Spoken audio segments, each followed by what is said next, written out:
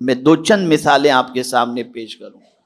حضور صلی اللہ علیہ وسلم کی آمد سے پہلے سب سے زیادہ تکلیف میں عورتیں اور بچیاں تھیں، بغیر کسی جرم کے، کہ ایک بچی ابھی تو گھر کے اندر پیدا ہوئی ہے اور معاشرے میں ناک اونچی رکھنے کے لیے باپ اپنی بچی کو زندہ زمین کے اندر دفن کر دیا کرتا. یعنی بیٹی کا باپ کہلانے کے اوپر اس زمانے کے باپ کو افسردگی ہوتی، شرمندگی ہوا کرتی تھی. آج بھی یہ سوچ اب بنتی جا رہی ہے، کچھ سوچ بدل گئی ہے، کچھ سوچ بنتی جا رہی ہے کہ لڑکا پیدا ہوا تو دھوم دھام سے برتھ ڈے منائیں گے، اور لڑکی پیدا، ہاں میرے یہاں بیٹی پیدا ہوئی. اس طریقے سے منہ لٹک جاتا ہے کہ جیسے معاذ اللہ کوئی ان کے گھر کے اندر نحوست آ گئی ہو. جبکہ حضور صلی اللہ علیہ وسلم فرماتے ہیں، ایک صحابی کے مکان کے حوالے سے فرمایا گیا کہ یا رسول اللہ صلی اللہ تعالی علیہ وسلم، ہم نے کیا دیکھا ان کے گھر پر کہ ان کے گھر سے نور کی شعاع نکل رہی ہے اور آسمان کو چھو رہی ہے. سرکار یہ کس وجہ سے ان کے گھر سے، وہ صحابی کے گھر سے اس طرح سے نور کی شعائیں نکلتی ہوئی نظر آئیں جو آسمان کو چھو رہی تھی؟ سرکار نے فرمایا معلوم کرو، شاید اس کے گھر کوئی بچی پیدا ہوئی ہوگی جس کے لیے رحمت کے فرشتے آئے ہوں گے. یہ ہے، بچی کو منحوس نہ سمجھو، بچی کی پیدائش پر خوش ہو جاؤ، اللہ کا شکر ادا کرو، اس لیے کہ یہ بچی اللہ کی نعمت و رحمت ہے. ابھی پرسوں کینیڈا سے مجھے فون آیا، وہاں کچھ پروگرامز ہمارے دیے ہوئے ستمبر کے، تو ٹاپک کے حوالے سے گفتگو ہوئی کہ حضرت کس ٹاپک پر گفتگو ہوگی آپ کی. تو میرے پیارے آقا صلی اللہ علیہ وسلم کے پیارے دیوانوں، میں نے ان سے کہا کہ اس سے پہلے جب میں حاضر ہوا تھا اس وقت میرا ٹاپک تھا کہ حضور دہشت گردی کو ختم کرنے کے لیے تشریف لائے، ٹیررزم کو ختم کرنے کے لیے. آج مسلمان کو ٹیررسٹ کہا جاتا. ارے اسلام تو آیا ہی اس لیے کہ دنیا میں امن قائم کیا جائے. اور پھر میں نے بتایا دہشت گردی آج کی جو ہے اس زمانے کی دہشت گردی کے مقابلے میں کچھ بھی نہیں ہے.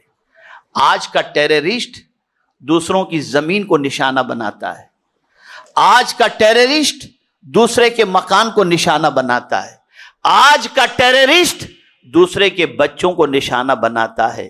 لیکن حضور صلی اللہ علیہ وسلم کے دور پاک میں ٹیررزم ایسا تھا کہ اتنا ٹیررزم تو آج بھی نہیں ہے کہ باپ خود اپنی بچی کو اپنے ہاتھوں سے زمین کے اندر دفن کر دیا کرتا تھا.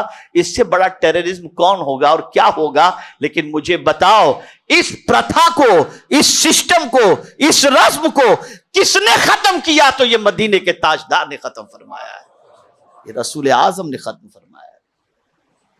تو حضور تو امن قائم کرنے تشریف لائے. جن بچیوں کو زندہ زمین میں دفن کیا جاتا تھا ان بچیوں کی عظمت کو حضور نے اجاگر کیا، فضیلتیں بیان فرمائی، بچیوں کی پرورش کے اوپر جنت کا مزدہ عطا فرمایا، اور بچیوں کا اتنا خیال فرماتے مدینے کے تاجدار صلی اللہ علیہ وسلم کی جس کی کوئی انتہا نہیں. تو جن جن لوگوں کو حضور نے تکلیف میں دیکھا سب کو تکلیف سے نکالنے تشریف لائے.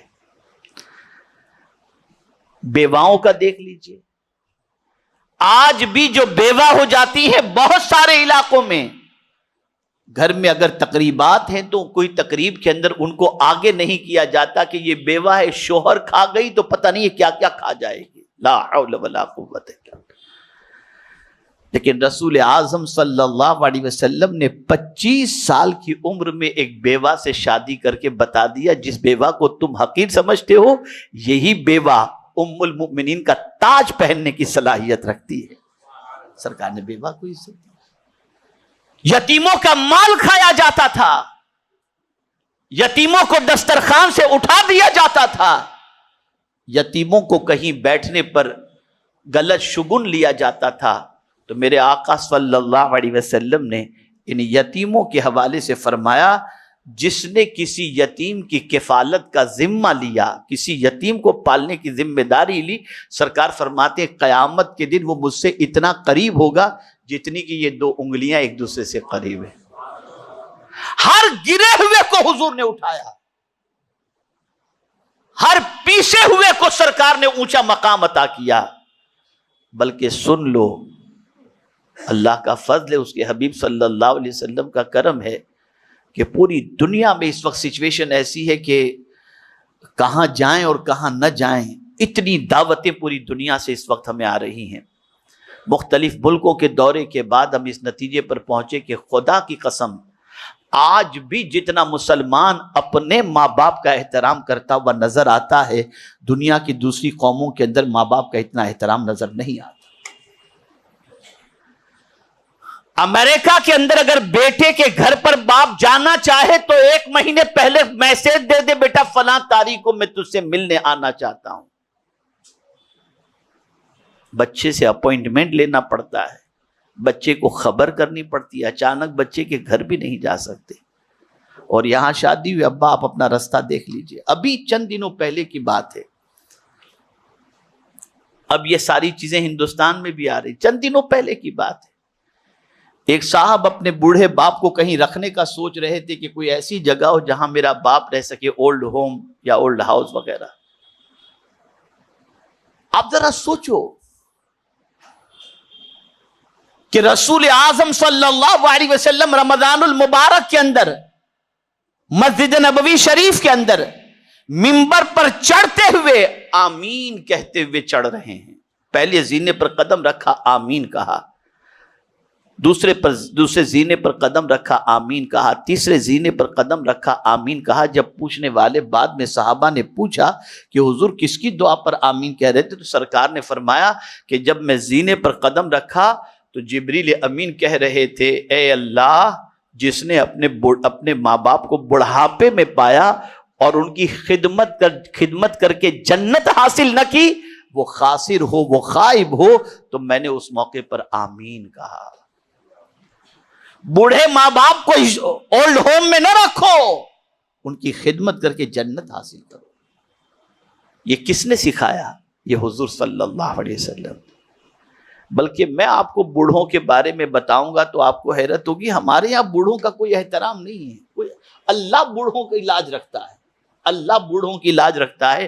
جس کی داڑھی کے بال سفید اسلام کی حالت میں ہو گئے، کسی کی داڑھی کے بال سفید اسلام کی حالت میں ہو گئے، تو میرے آقا صلی اللہ علیہ وسلم فرماتے ہیں اللہ اس کو عذاب دینے میں حیا فرماتا ہے کہ میرا یہ بندہ پوری زندگی تو اسلام پر عمل کرتے کرتے بوڑھا ہو گیا، مسلمان رہتے رہتے بوڑھا ہو گیا، اب اس کو کہاں میں عذاب دوں؟ اللہ حیا فرماتا ہے۔ اور یہ حدیث شریف سنو، حضور صلی اللہ علیہ وسلم ارشاد فرماتے بوڑھے کی تعظیم کرنا ایسا ہی ہے جیسے گویا کسی نے خدا کی تعظیم کی۔ یہ مقام۔ اور آج بچے اپنے ماں باپ کو بوڑھے ہو جاتے تو خسٹ ہو گئے، ان کو سمجھ میں نہیں آتا، ان کا یہ اور ان کا یہ، بے وقوف ہیں، بے عقل ہیں، یہ کہتے ہوئے نظر آتے۔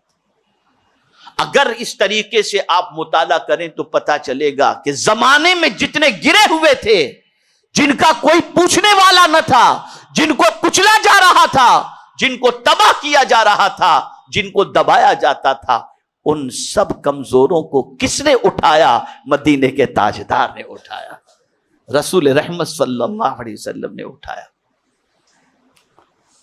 اور آج بھی گرتوں کو اٹھاتے ہیں، آج بھی گرتوں کو سہارا دیتے ہیں، لیکن شرط ہے حضور سے ویسی عقیدت رکھو۔ بہت سارے لوگ کہتے ہیں ہم دعا کرتے ہیں، ہماری دعا قبول نہیں ہوتی، یہ نہیں ہوتا، وہ نہیں ہوتا۔ بس اس کو اچھی طرح سمجھ لیں، میں گفتگو پھر ختم کرتا ہوں۔ فائدہ کب پہنچتا ہے؟ جب آپ جس سے محبت کرتے ہیں